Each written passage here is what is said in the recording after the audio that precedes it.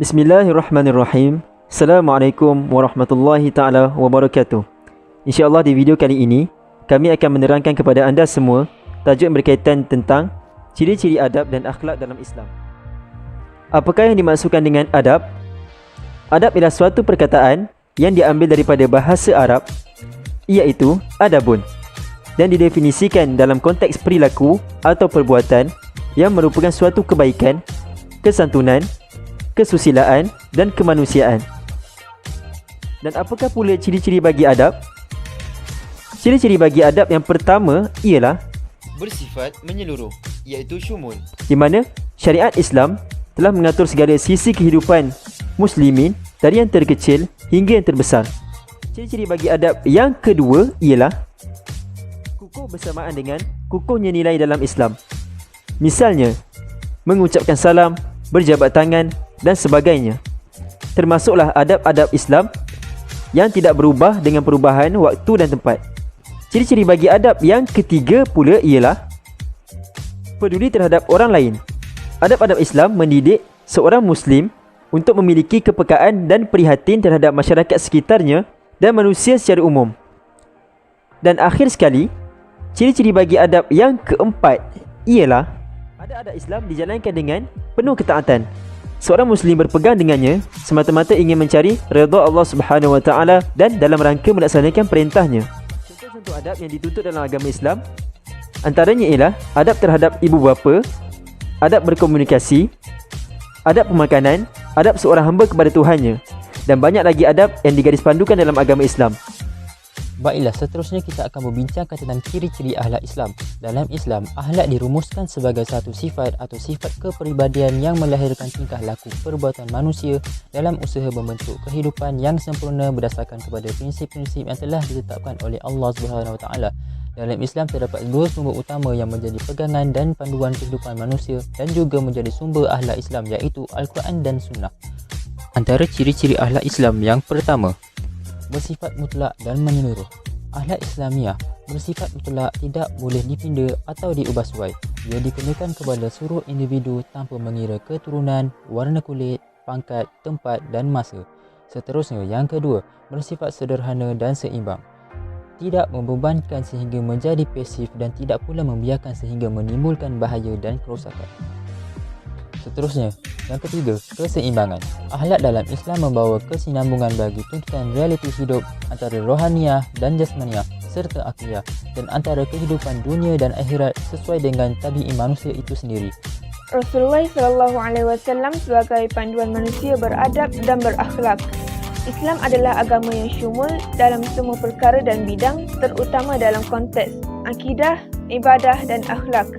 Baginda SAW adalah teladan yang baik yang harus dicontohi. Akhlak mulia dalam diri seorang Muslim melambangkan sifat orang yang beriman. Akhlak yang baik ditegakkan atas dasar melakukan perbuatan dan perkara yang baik dan meninggalkan perkara yang dilarang oleh Allah Subhanahu Wa Taala. Akhlak yang buruk adalah penyakit hati yang dapat menghalang manusia mencapai keberkatan dan keredaan daripada Allah Subhanahu Wa Taala. Akhlak adalah ciri yang membezakan manusia dengan haiwan mengikut konteks Islam.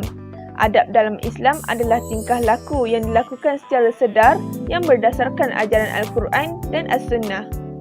Rasulullah SAW adalah contoh ikutan dan qudwah hasanah kepada manusia.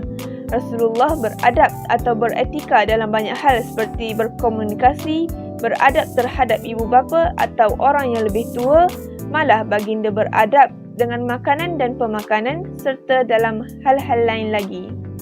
Seterusnya, adab Rasulullah SAW dalam bicara. Rasulullah SAW terkenal sebagai seorang penutur yang hebat. Cara baginda berbicara sangatlah beradab. Bahasa yang digunakan tersusun, indah dan mudah difahami.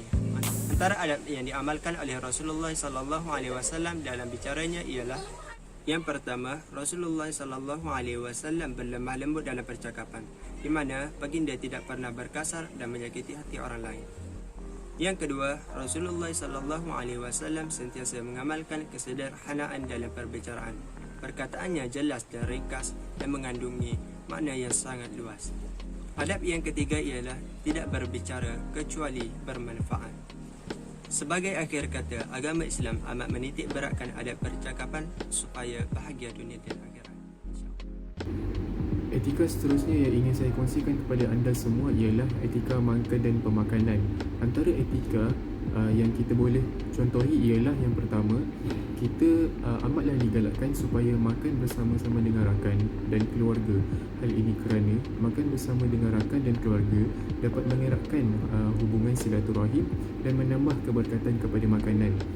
Etika yang kedua yang kita boleh ambil sebagai contoh ialah sebagai umat Islam, Rasulullah SAW amatlah menggalakkan supaya kita menjaga kebersihan ketika makan, khususnya mencuci tangan sebelum dan selepas makan. Hal ini kerana amalan mencuci tangan dapat mengelakkan kita daripada dijangkiti kuman dan bakteria yang berbahaya. Etika pemakanan yang ketiga, makan mengikut keperluan dan elakkan daripada membazir. Sesungguhnya Allah telah berfirman di dalam surah Al-Isra ayat 27, sesungguhnya orang yang melakukan pembaziran itu ialah saudara syaitan, dan sedangkan syaitan itu ialah makhluk Allah Subhanahu Wa Taala yang kufur. Hal ini jelas bahawa sifat membazir merupakan sifat yang dibenci di dalam agama Islam dan amatlah tidak digalakkan untuk diamalkan ketika makan, etika makan dan pemakanan. Seterusnya, adab terhadap ibu bapa atau orang yang lebih tua. Ia bermaksud berbuat baik terhadap ibu bapa dari segi pertuturan, perbuatan dan tingkah laku. Islam mewajibkan umatnya untuk berbuat baik terhadap ibu bapa. Ia disebut di dalam Al-Quran dan hadis. Maka berdosa besar kepada mereka yang menderhakai ibu bapa.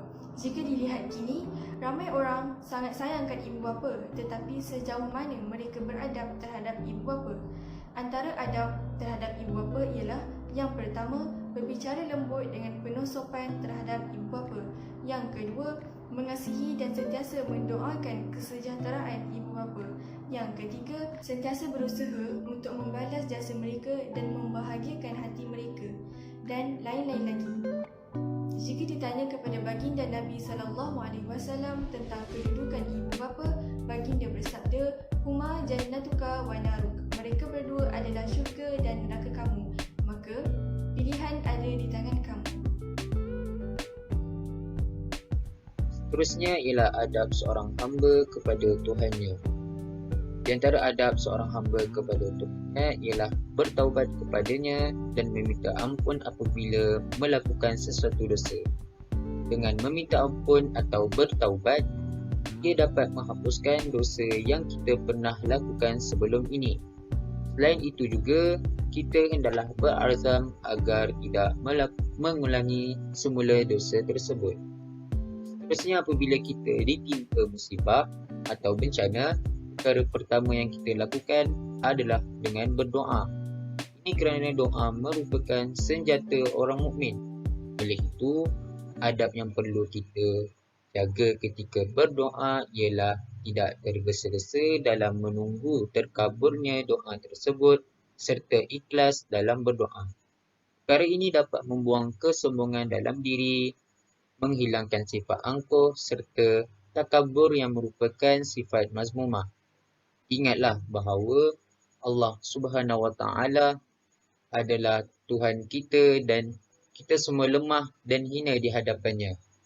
Jadi, beradablah kepada Allah dengan sebaik-baik adab seorang hamba kerana dengan rahmatnya kita akan mendapat ganjaran yang besar yakni syurga di akhirat kelak, insya-Allah.